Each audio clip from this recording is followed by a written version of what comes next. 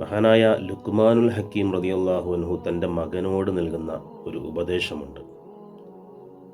മനുഷ്യനിൽ 3 ഓഹരികളുണ്ട്.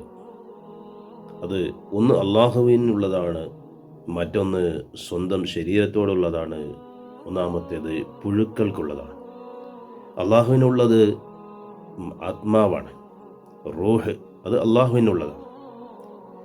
സ്വന്തം ശരീരത്തിനുള്ള ഓഹരി അത് സൽപ്രവർത്തികളാണ്, കർമ്മങ്ങളാണ്.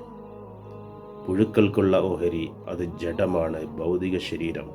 മരിച്ചു കഴിഞ്ഞാൽ ആ മയ്യത്ത് അത് പുഴുക്കൾക്കുള്ളതാണ്. ഇങ്ങനെ 3 ഓഹരികളുണ്ട് എന്ന് മഹാനായ ലുക്മാനുൽ ഹക്കീം റളിയല്ലാഹു അൻഹു തൻ്റെ മകനെ ഉപദേശിക്കുന്നുണ്ട്.